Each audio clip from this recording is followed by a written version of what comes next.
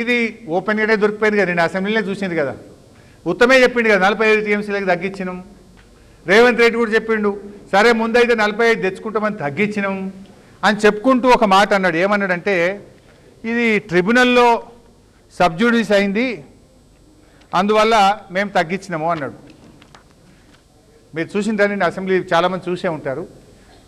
ఉత్తమ్ మాట్లాడుతూ 90 నుంచి 45కు తగ్గించినామని ఓపెన్గానే ఏదైతే కేసీఆర్ గారు చెప్పిందని నేను ఒప్పుకోక తప్పలే వాళ్ళకు. రేవంత్ కూడా 90 నుంచి 45కు తగ్గించిన అన్నాడు. చెప్పుకుంటూ ఏమన్నారంటే, ఇది చాలా ఇంపార్టెంట్, చెప్పుకుంటూ ఏమన్నారంటే అది మ్యాటర్ సబ్జుడిస్ అయింది కదా, అందువల్ల ఆ 45 టీఎంసీ ఆ ట్రిబ్యునల్ తేల్చేదాకా రాదు కదా, మరి ఇక ఏం చేయాలని 45 తగ్గించుకున్నాము అన్నారు. మరి బీఆర్ఎస్ వచ్చినప్పుడు కూడా సబ్జుడిస్ అయింది. ఆనాడు జగన్మోహన్ రెడ్డి గారు ముఖ్యమంత్రిగా ఉన్నప్పుడు 2022లో ఆ 45 టీఎంసీలు తెలంగాణకు ఇవ్వద్దని, ఆ నీళ్లుతో వాళ్ళు ప్రాజెక్టు చేపట్టిండ్రు పాలమూరు, దాన్ని ఆపాలని ఇదే బ్రిజేష్ కుమార్ గ్రీన్ ట్రిబ్యునల్ ముందు IA నంబర్ 13/2022 ఆ రోజు జగన్ ప్రభుత్వం కూడా వేసింది. కానీ కేసీఆర్ గారు మంచి లాయర్లను పెట్టి ఇది మా హక్కు, ఇది మేము వాడుకుంటాము అని చెప్పి ఇదే బ్రిజేష్ కుమార్ ట్రిబ్యునల్ ముందు మేము వాదిస్తే ఆయన ఇచ్చిన order, for the reasons given and discussions held in this order we find that this tribunal does not have jurisdiction to entertain the application moved for grant of interim relief అని ఆంధ్రప్రదేశ్ పెట్టిన అప్లికేషన్ను reject చేస్తూ ఆ 45 టీఎంసీల మీద హక్కు తెలంగాణకు తెచ్చింది బీఆర్ఎస్ ప్రభుత్వం, పనులు కొనసాగించింది బీఆర్ఎస్ ప్రభుత్వం. నువ్వు సబ్జుడిస్ తెలంగాణ ఏం చేసినావు, నువ్వు 90-45 చేసుకుంటా చాలు. మరి అప్పుడు సబ్జుడిస్ అయితే కేసీఆర్ ఏం చేసిండు, అడ్వకేట్లను పెట్టి వాయిదించి ఆంధ్రప్రదేశ్ యొక్క తీర్పును పక్కకు పెట్టించి 90 టీఎంసీలకు పని కొనసాగించిండు కేసీఆర్. ఇది మీకు మాకున్న తేడా. సరే, ఇది కూడా ఇంపార్టెంట్ కానీ చాలా పెద్ద టైం తీసుకోవాలి. కాంగ్రెస్ కాళేశ్వరం తొందరగా పూర్తి చేసిండ్రు, పాలమూరు చేయలేదని పిచ్చి ప్రచారం చేస్తున్నారు. కాళేశ్వరంలో మనకు నికర జలాలు ఉన్నాయి, 968 టీఎంసీల నీళ్లు ఉన్నాయి కనుక అక్కడ నీటి కేటాయింపులు చేసినప్పుడు అనుమతులు వస్తాయి. పాలమూరు రంగారెడ్డిలో మనకేమైంది, నీళ్లు లేకపోతే, నీటి కేటాయింపులు లేకపోతే ఈసీ క్లియరెన్స్ రాదు, నీటి కేటాయింపులు లేకపోతే నీకు సిడబ్ల్యూసి అనుమతులు రావు, అనుమతులు రాకుంటే నువ్వు ఫైనాన్షియల్ అరేంజ్మెంట్ చేయలేం, ఎక్కడి నుంచి లోన్లు తేలేం, కేంద్ర ప్రభుత్వం నుంచి కూడా డబ్బులు రావు మనకు. మరి పాలమూరులో ఆ సమస్య ఉంటే కూడా కేసీఆర్ గారు రాష్ట్ర ప్రభుత్వ నిధులతో దాన్ని తొందరగా చేసే ప్రయత్నం చేసిండు. ఎందుకు చేసిండ్రు, మన రైట్ ఎస్టాబ్లిష్ చేయాలి. ఇప్పుడు కేఆర్ఎంబి ట్రిబ్యునల్ దగ్గర వాదనలు జరుగుతున్నాయి. ఇప్పటికే పాలమూరు మీద మేము 27,000 కోట్లు ఖర్చు పెట్టాం, మాకు నీళ్లు ఇవ్వాలి అని అడగడానికి హక్కుకు క్రియేట్ చేయడం కోసం కేసీఆర్ గారు పనులు నడిపించిండు. అది వ్యూహం, అది కేసీఆర్ గారి నిబద్ధత.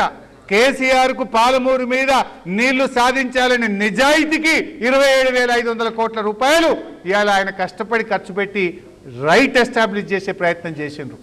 దేశంలో ఎట్లా ఉంటుందంటే, ప్రాజెక్టులు కడితే ఏమైందంటే అప్పుడప్పుడు అవుట్ ఆఫ్ బేసిన్ ఉన్న డబ్బు ఖర్చు పెట్టింది కదా, ఇన్వెస్ట్మెంట్ అయిపోయింది కదా అని ట్రిబ్యునల్లు నీళ్లు కేటాయిస్తూ ఉంటాయి. అందువల్ల కేసీఆర్ గారు కూడా నీటి కేటాయింపులకు ఒకవైపు ఉపాయం చేసిండు, 45 మైనర్ సేవింగు, 45 గోదావరి డైవర్షను అని 90 పెట్టి డిపిఆర్ పంపి తనలాడిండు. వాస్తవానికి కేసీఆర్ గారి ఆలోచన 90 కాదు, 170 టీఎంసీలు పాలమూరుకు వాడతా అనేది ఆయన వ్యూహం. 170 ఎప్పుడు వాడదామని, ఎట్లా సెక్షన్ 3 వస్తుంది మనకు, కృష్ణాలో ఆ 1005 టీఎంసీలు పంచితే మనకు 600-700 వస్తుంది. ఇప్పుడు ఉన్నది 299, రేపు 600-700 వస్తే 400 ఉంటాయి కదా, నేను పాలమూరుకు 170 పెడతా అనేది కేసీఆర్ వ్యూహం. అయితే ఈ 90తో ఎందుకు ముందుకు పోతారు, అనుమతులు అంటూ వస్తే నేను ఫటాఫట్ కాలువలు తవ్వుకుంటా, పని చేసుకుంటా, పనులు ఆగొద్దు అని ఒక వ్యూహంతో కేసీఆర్ గారు ముందుకు పోయినరు. ఆ 90కి రకరకాల ప్రయత్నాలు చేసి 7 అనుమతులు తెచ్చిండు కదా కేసీఆర్. నువ్వు తెలివి తక్కువనివైపోయి ఆ మిగతా 3 తెచ్చుకోక డిపిఆర్ వాపసు తెచ్చినావు, నువ్వు తెలివి తక్కువనివై 90-45 చేసుకుంటా అంటున్నావు. కేసీఆర్ గారు ఆయన ఆలోచన 170, ఆయన వ్యూహాత్మకంగా ముందుకు పోయిండు, ఆ మాత్రం సోయి లేదు. చివరికి ఎంత ప్రయత్నం చేసిందంటే, పాలమూరుకు మనకు బ్యాంకుల నుంచో ప్రభుత్వ రంగ సంస్థల నుంచి డబ్బులు రాకపోతే కాళేశ్వరం కార్పొరేషన్ డబ్బులు 10,000 కోట్లను పాలమూరును అందులో భాగం చేసి ఆ 10,000 కూడా తెచ్చి మీద ఖర్చు పెట్టిండ్రు అంటే ఆ ప్రాజెక్టు ముందుకు పోవాలని ఎంత నిబద్ధతతో ఆయన కృషి చేసిండో మనం అర్థం చేసుకోవాలి. ఎందుకంటే దీనికి ఈ ఫైనల్ అనుమతులు రాకుండా దీనికి ఏ సంస్థ కూడా అప్పు ఇయ్యదు, ఎక్కడ కేంద్రం నుంచి డబ్బు రాదు. కాళేశ్వరంలో దీన్ని భాగం చేసి ఆ 10,000 కోట్లను కూడా దీని మీద పెట్టి ఎట్లన్నా తీసుకుపోవాలని కేసీఆర్ గారు తపన పడ్డాడు. మీకు సోయిలేదు, ఇలా మేము కదా పాలమూరుకు తల్లాడింది. మీరు 30 ఏళ్ళు కల్వకుర్తిని బండబెట్టిండ్రు, నెట్టంపాడు భీమా కోయిల్ 10 ఏళ్ళు మీరు పండబెడితే మేము 6,000 కోట్ల రూపాయలు ఖర్చు పెట్టి 6.5 లక్షల ఎకరాలకు పాలమూరు జిల్లాకు మేము కదా నీళ్ళు ఇచ్చింది. 60 ఏళ్లలో మీరు పాలమూరుకు 1,00,000 ఎకరాలే మీరు ఇచ్చింది, ఒకటే జూరాల 1,00,000 ఇచ్చిండ్రు, 3 లక్షలు పొడగొట్టిండ్రు. మైనర్ ఇరిగేషన్లో 2 లక్షలు పోయింది, ఆర్డీఎస్లో 87,000 పోయింది, ఇచ్చింది 1,00,000 పొడగొట్టింది 3.